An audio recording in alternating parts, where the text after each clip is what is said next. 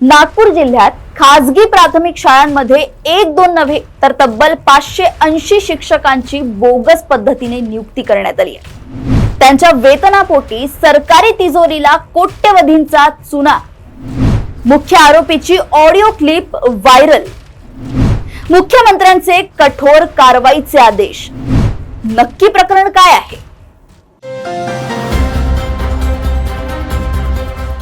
नमस्कार, देशोन्नतीमध्ये मी ऐश्वर्या शिंदे आपलं स्वागत करते।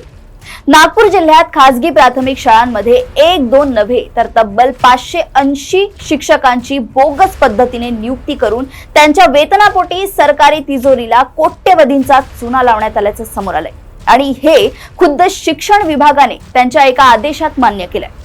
मृत शिक्षणाधिकाऱ्याची सही वापरून 100हून अधिक शिक्षकांची भरती केल्याचा धक्कादायक आरोप शिक्षक परिषदेने केलाय।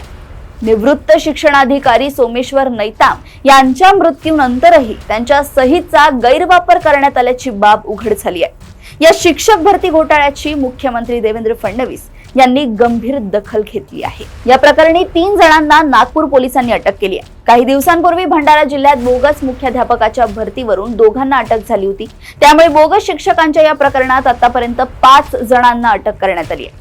या प्रकरणात आता महाराष्ट्र राज्य शिक्षक परिषदेने उडी घेतली असून संपूर्ण प्रकरणाची SIT चौकशी करण्यात यावी अशी मागणी करण्यात येत आहे।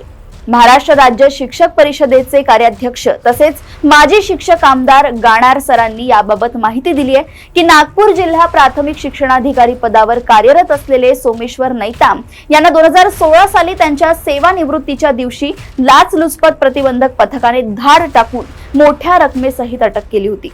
त्यानंतर काहीच दिवसात त्यांचे निधन झाले। त्यांच्या मृत्यू पश्चात त्यांच्या बोगस सह्या असलेल्या अप्रूव्हल ऑर्डर बोगस शिक्षक नियुक्तीत वापरण्यात आल्या। या ऑर्डरचा 2024 पर्यंत काढण्यात आल्या होत्या। सोमेश्वर नैताम यांच्या मृत्यूनंतर पैसे घेऊन बोगस शिक्षकांच्या नियुक्ती करण्यात आल्या। या नियुक्ती सोमेश्वर नैताम हयात असताना झाल्याचे व त्या अधिकृत असल्याचे भासवण्यासाठी कागदोपत्री नैताम यांच्या बोगस सह्या करण्यात आल्या। हे सगळं सुरू असतानाच शिक्षक भरती घोटाळ्यातील मुख्य आरोपी असलेल्या निलेश मेश्रामची एक ऑडिओ क्लिप व्हायरल झाल्याची माहिती आहे। क्लिपमध्ये बोगस शिक्षक भरती प्रक्रियेतील कागदपत्रांसंबंधित उल्लेख आहे असं बोललं जाते। या नियुक्त्यांची चौकशी सुरू झाली असून या शिक्षक भरती घोटाळ्याची मुख्यमंत्री देवेंद्र फडणवीस यांनी गंभीर दखल घेतली आहे। त्यामुळे आता 580 अपात्र शिक्षक आणि शिक्षकेतर कर्मचाऱ्यांच्या नियुक्ती रद्द होण्याच्या मार्गावर आहे। बनावट शालार्थ ओळखपत्राद्वारे शिक्षक आणि शिक्षकेतर कर्मचाऱ्यांच्या नियुक्ती करून शासनाची कोट्यवधी रुपयांची फसवणूक करण्यात आली आहे। बोगस शिक्षकांच्या बँक खात्यावर पगार जमा झाल्याच्या नोंदीचीही तपासणी होणार आहे। या प्रत्येक बोगस नियुक्तीसाठी 20 ते 35 लाख रुपये घेण्यात आल्याची माहिती समोर आली आहे। त्यामुळे आता पोलिसांकडून भरती झालेल्या बोगस शिक्षकांच्या बँक खात्यात आतापर्यंत एकूण किती पगार जमा झालाय याचीही तपासणी केली जाणार आहे। दरम्यान या सगळ्या प्रकरणाची SIT मार्फत चौकशी करण्याची मागणी शिक्षक परिषदेने केली आहे।